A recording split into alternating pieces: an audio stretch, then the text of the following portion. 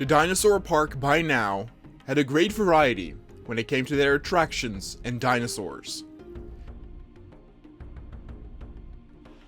New exotic species, like the Yanchuanosaurus, pulled in much attention, as did some of the other giants, including the herbivores, but also the previous initialized concavenator.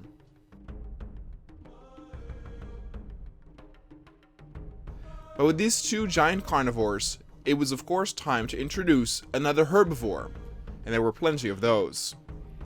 The park still did not have a Triceratops, nor something gigantic like a Diplodocus. But at this stage, the park was still in the process of building up the route towards its climax, meaning that regular types were now at hand. For the next pen, a large area was reserved to make room for another herd, this time even bigger than the Stegosaurus one. For this pen, the all well-known parasaurs would be introduced, 7 in total.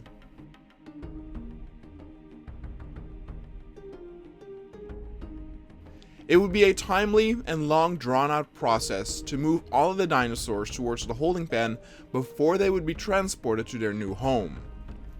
Parasaurs were amongst the dinosaurs who had little to no defense mechanism, making them all the more relying on the herd mentality.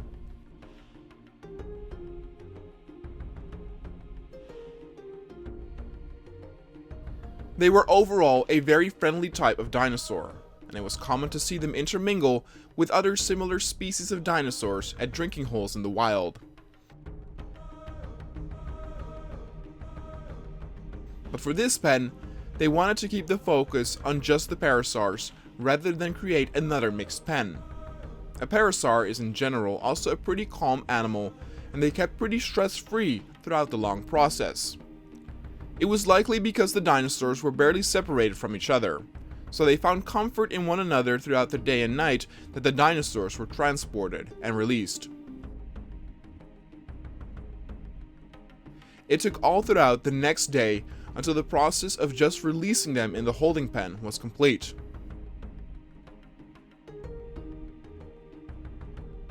After this, they needed to be sedated and moved per helicopter to their new pen, another operation that would take all night. Having so many dinosaurs cluttered up together made it very easy for the rangers to put them to sleep, as they barely had to aim to hit something. It did turn out a little bit of a rampage, with so many dinosaurs making a run for it in a tiny space. The rangers did have to watch out not to be trampled, but the operation went once again very smoothly.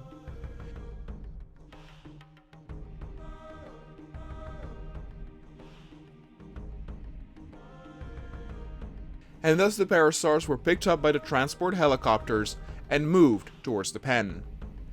They had to do it in 2 or 3 turns to avoid the choppers from flying too close to one another.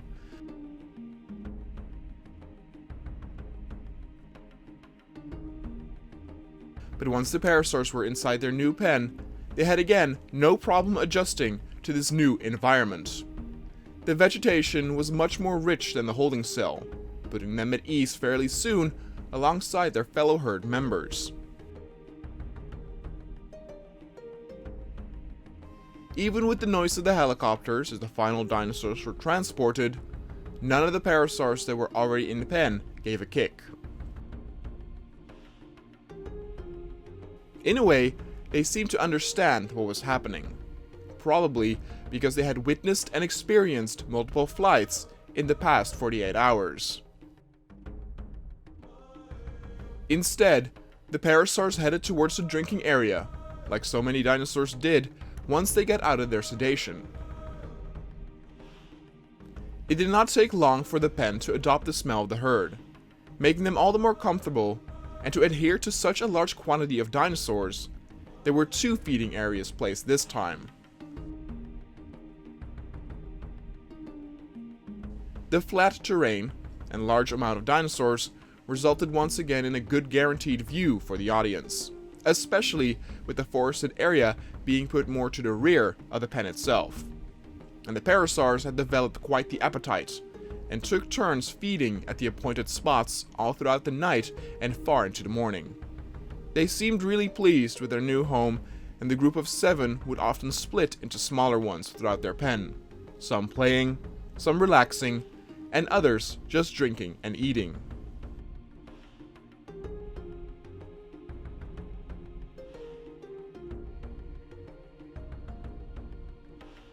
The new guests to the park also did not go unnoticed elsewhere.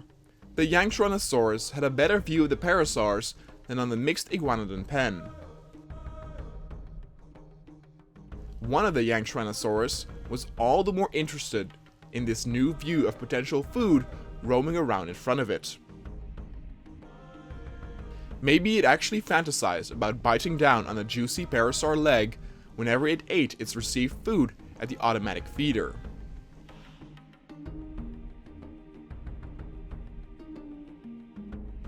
And so then, it was of course time for another carnivore. This time, it would have to be a more familiar star attraction to draw some attention to the new dinosaur, after the exotic Yanktrontosaurus.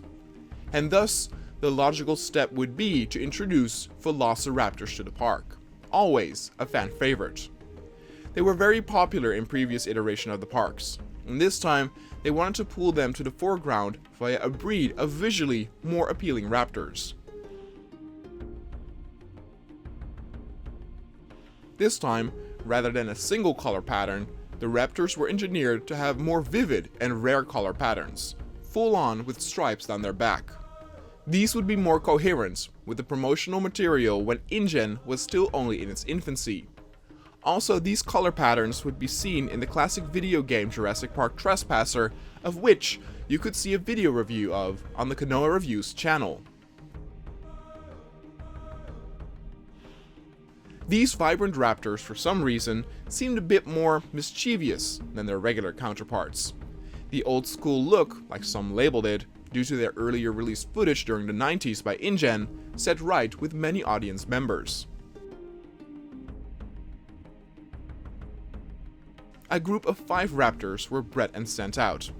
They immediately were seen communicating with one another and almost seemed to scheme a plan once the rangers headed in to sedate them.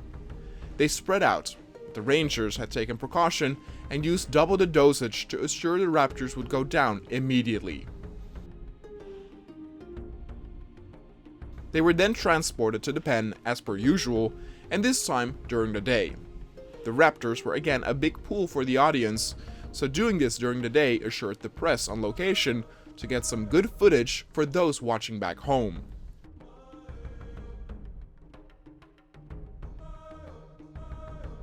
The raptors adjusted also pretty quickly to their new pen.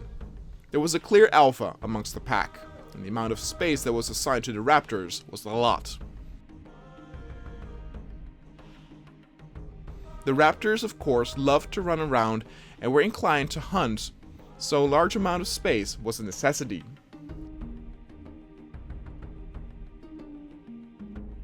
The area itself was again quite flat, with not too many bushes or forested area near where the audience would be walking, to once again grant some fine displays.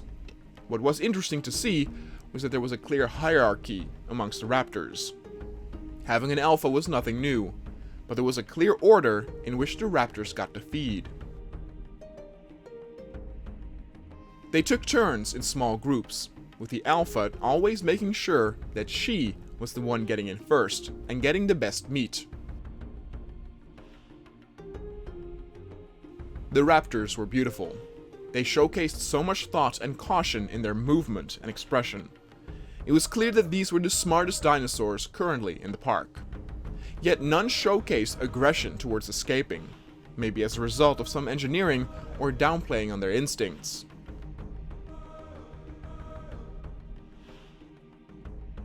The raptors fit right into the park, and the park itself became so much more lively with each new inhabitant.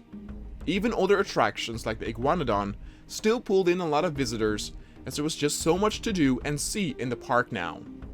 Many more dinosaurs would see the light of day, both big and small, and the flattened terrain promised much more attractions to come, and hopefully they could all fit in as perfectly as the parasaurs did.